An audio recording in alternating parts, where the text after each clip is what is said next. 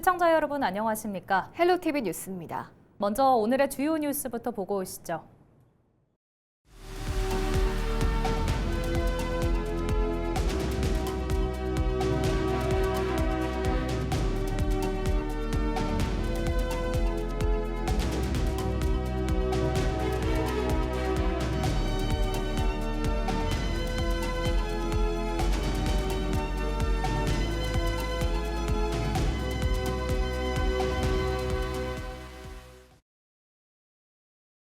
더불어민주당 전재수 부산시장 당선인과 여소야대로 재편된 제10대 부산시 의회가 임기 시작 전부터 정면 충돌하고 있습니다. 시의회 원구성에 개입하는 듯한 전재수 당선인의 발언이 나오자 국민의힘 의원들은 의회 장악 시도라며 강력히 반발하고 나선 건데요. 차선영 기자가 보도합니다. 지난 6.3 지방선거 결과 부산시의회 전체 48석 가운데 국민의힘은 37석, 민주당은 11석을 차지했습니다.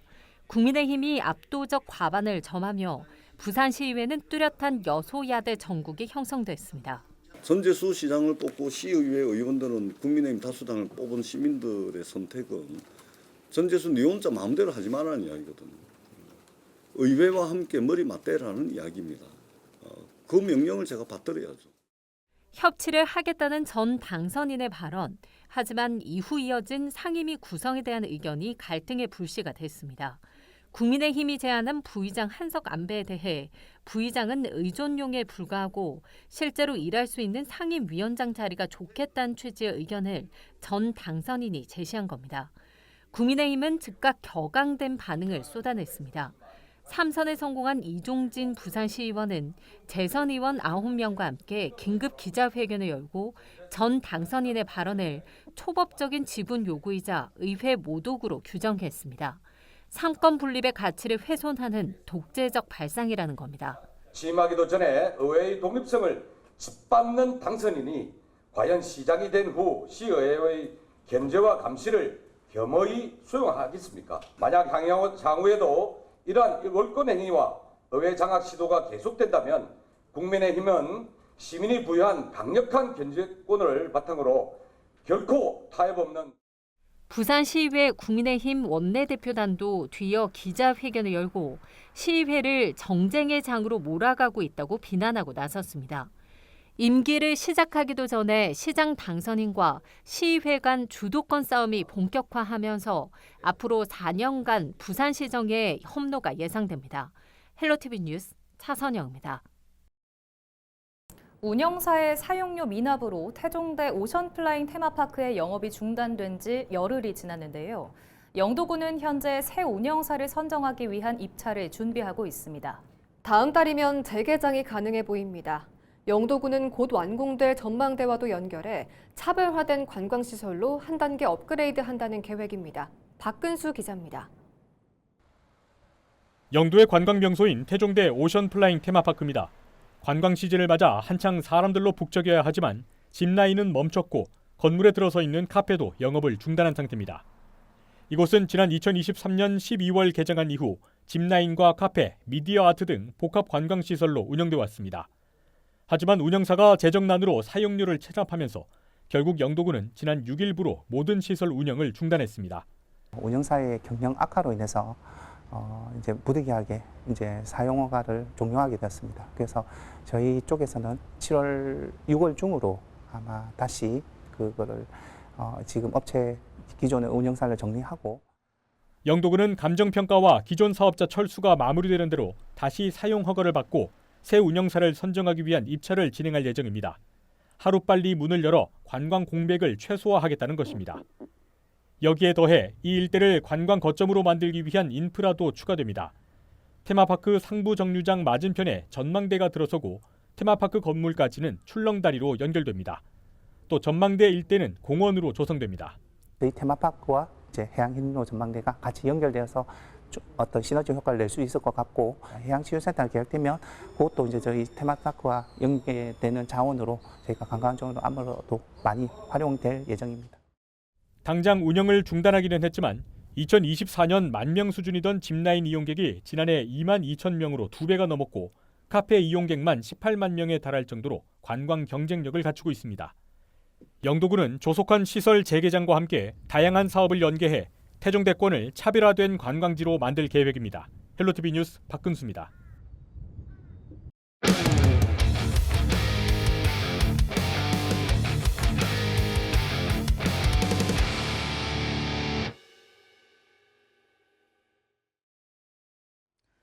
제9회 전국 동시지방선거 당선인을 만나다 시간입니다. 이번 선거에서 안병구 밀양시장은 다시 한번 시민들의 선택을 받으며 재선에 성공했는데요. 민선 8기에 이어 앞으로 4년간 밀양시정을 이끌게 될 안병구 밀양시장 당선인을 만나 당선 소감과 함께 앞으로의 시정 운영 방향에 대해 들어보겠습니다. 시장님 먼저 당선 축하드립니다.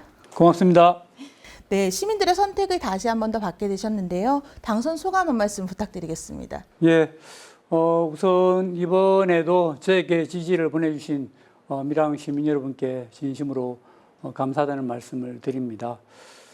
아무튼 무거운 책임감을 느끼게 하는 그런 선거 결과였다고 생각됩니다. 지난 2년간 저에게 시정을 맡겨주셨지만은 2년만으로는 성과를 내기는 부족하다 이런 판단에서 아마 4년간 더 열심히 해서 밀양시를 발전시키라 그런 아마 명령을 부여한 게 아닌가라는 그런 생각을 하게 됩니다. 아무튼 앞으로 시민들과 더 잘 소통해서 우리 밀양시의 브랜드 가치를 확 높이겠다라는 그런 약속을 드립니다. 재선에 성공하신 만큼 그만큼 책임감도 막중하실 것 같습니다. 이번 선거운동 기간 또 많은 시민들이 만나셨을 것 같은데요. 가장 선거운동 기간 중에 가장 힘들었던 점이나 가장 기억에 남는 부분이 있다면 어떤 점을 꼽을 수 있을까요? 아마도 경남에서 유일하게 제가 이제 예비 후보 등록을 하지 않고 본 후보로 바로 등록한 네, 맞습니다. 후보라고 생각됩니다. 그러다 보니까 이제 상대적으로 선거 운동 기간이 짧아서 마음이 굉장히 바쁜 상황에서 선거운동을 했습니다. 그래서 더 많은 시민들을 만나야 된다 이렇게 생각을 했는데 그래도 뭐 기존에 제가 잘 비축해놨던 체력이 있어서 긍정적으로 했다라는 생각이 듭니다. 저는 나름대로 2년 동안 이제 시민들하고 소통을 많이 한다고 했는데 이번에 또 나가 보니까 소통이 부족하다라는 얘기를 들었을 때 심적으로 굉장히 부담도 되고 마음이 좀 아픈 부분이 있었습니다.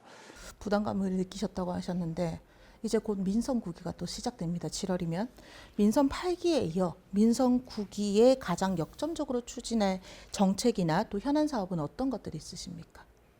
아무래도 이제 시민들이 가장 많이 바라는 건 우리 밀양시의 경제 활성화 부분입니다. 그래서 그 경제 활성화를 어떻게 시켜야 될 것인가. 뭐 장기적으로 보면은 이제 기업 유치를 통해서 일자리를 창출하고 또 그런 기업 유치를 하기 위해서 근로자의 어떤 주거 환경을 개선한다든지 또 폴리텍 대학을 유치해서 또 인력 공급에 차질이 없도록 한다든지 우리 김해 밀양 고속도로를 빨리 개통시켜서 기업의 물류 환경을 아주 이제 획기적으로 개선시켜 준다든지 하는 이런 부분이 좀 필요하고요. 단기적으로 보면은 지금 우리가 이제 반값 여행이라든지 이런 부분을 통해서 굉장히 사람이 많이 찾아오는 도시가 되고 있습니다. 그래서 탄력을 붙여서 이런 부분을 조금 더 강화하고 또 디지털 정원이라든지 현실 디지털 타워라든지 뭐 이런 부분 빨리 조기에 완공을 해서 야간 관광을 활성화하고 또 유소 스텔 이번에 공약으로 내세운 이런 부분을 빨리 지어서 이제 체험 관광 쪽으로 빨리 체질을 바꿔야 된다라는 생각을 하고 있습니다.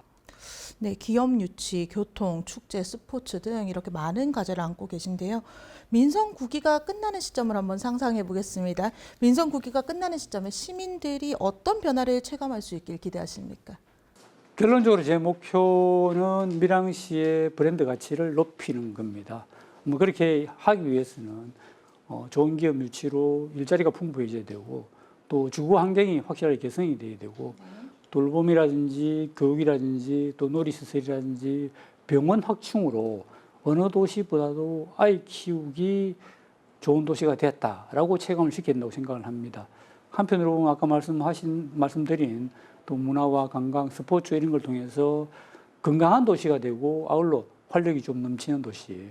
또 복지 부분에서도 어느 도시보다도 뭐 지원을 떠나서 굉장히 이제 사각지대가 해소돼서 골고루 복지 혜택이 돌아가는 도시. 뭐 이런 부분에 대해서 시민들께서 체감을 하신다면은 아마 우리 시민들이 밀양에 사는 게 자랑스럽고 또 우리 도시 브랜드 가치가 확 높아지지 않을까 그 생각을 하고 있습니다. 네, 벌써 마지막 질문입니다. 마지막으로 또 한 번 기회를 주신 밀양 시민들께 감사의 말씀과 함께 앞으로의 각오 한 말씀 전해주시죠. 예, 밀양 시정의 최고 책임자는 아무튼 시장이지만 시장 혼자서 시정을 끌어가기는 힘듭니다. 그래서 시민들의 다양한 의견을 받아서 시정을 운영하고 아울러 시민들께서 좀 협조가 필요합니다. 다양한 사업들이라든지 예산 집행을 함에 있어 가지고 선택과 집중이 필요하고 그러기 위해서는 시민들께서 또 양보와 또 배려도 필요하다라는 그런 생각이 듭니다. 아무튼 시장으로서는 실질적으로 살기도 좋은 밀양시가 되기 위해서 저의 모든 것을 바쳐서 최선을 다할 것입니다. 시민 여러분께서도 항상 응원해 주시고 시정 발전에 동참해 주시기를 바랍니다. 네, 시장님 오늘 말씀 여기까지 듣겠습니다. 고맙습니다. 감사합니다. 지금까지 당선인을 만나다 안병구 밀양시장 당선인과 함께했습니다.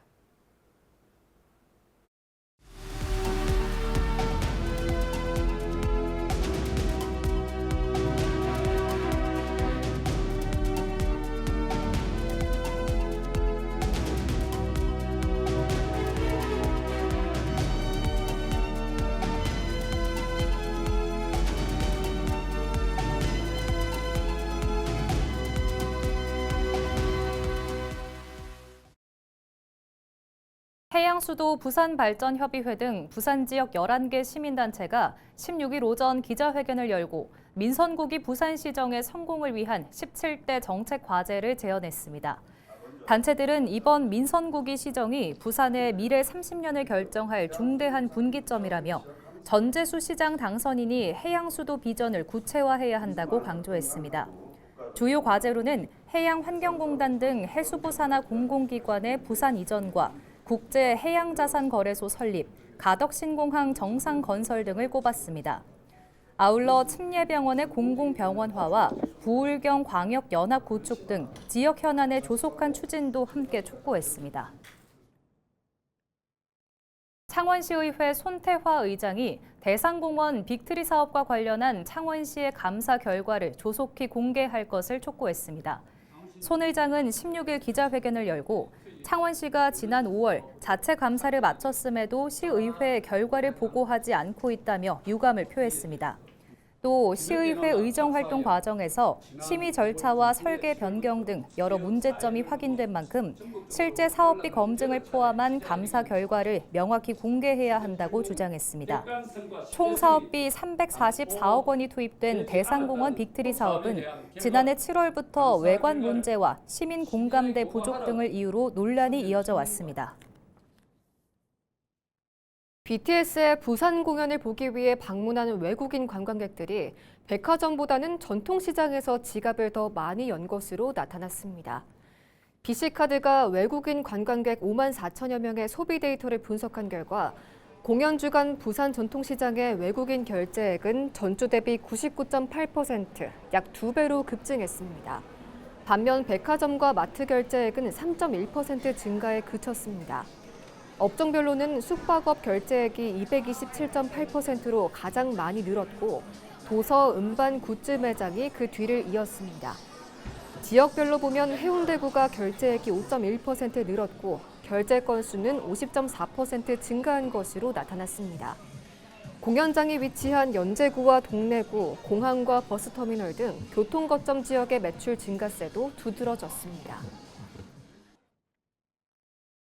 서동구 국민의힘 곽교택 국회의원이 문화체육관광부의 복합돔구장 공모 검토와 관련해 전재수 부산시장 당선인의 신속한 결단과 로드맵 제시를 촉구했습니다. 곽 의원은 북항 랜드마크 부지가 뛰어난 접근성과 상징성을 갖춰 복합돔구장으로 후보지로서 충분한 경쟁력이 있다고 평가했습니다.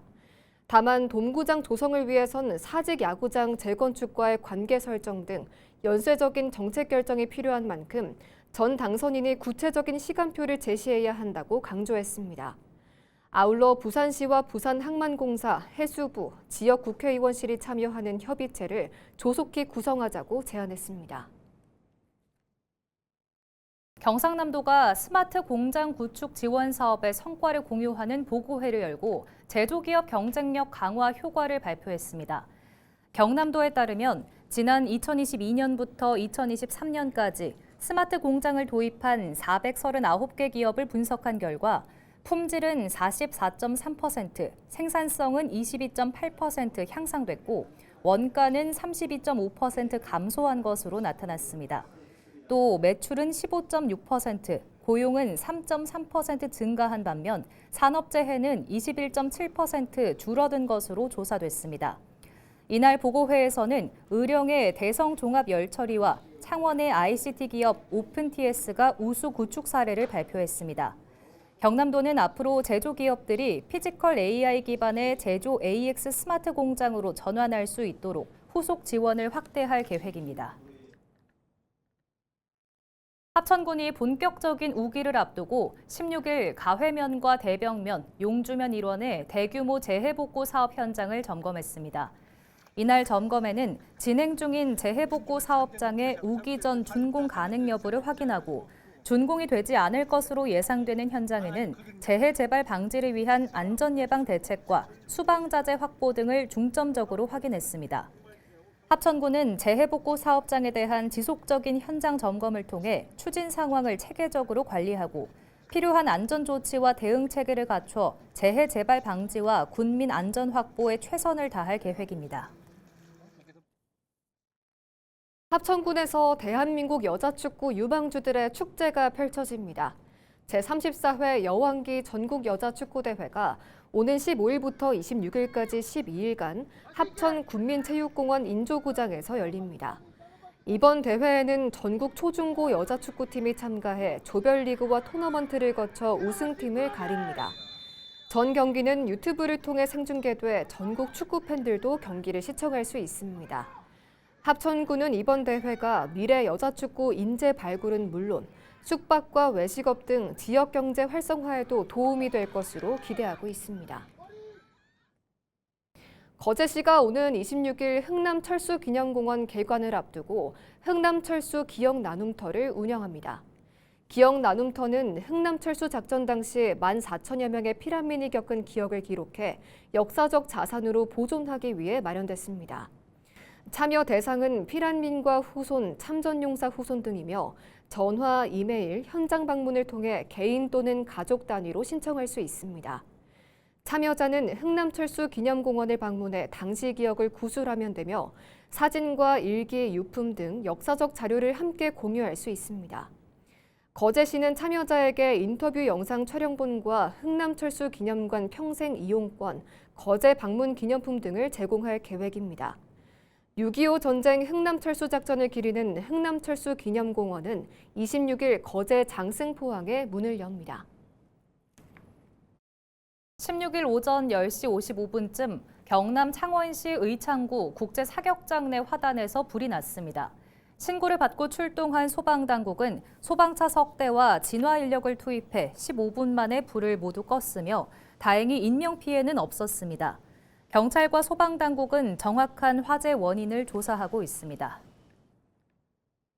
15일 낮 12시 12분쯤 부산 동구 초량동 중앙대로에서 부산역 방면으로 달리던 승용차가 불상의 이유로 인근 상가 건물로 돌진했습니다. 이 사고로 승용차를 몰던 60대 여성 운전자와 상가 건물 안에 있던 시민 1명 등 모두 2명이 경상을 입었습니다. 경찰 조사 결과 운전자는 음주 상태는 아니었던 것으로 확인됐으며 경찰은 운전자와 목격자 등을 상대로 정확한 사고 경위를 조사하고 있습니다.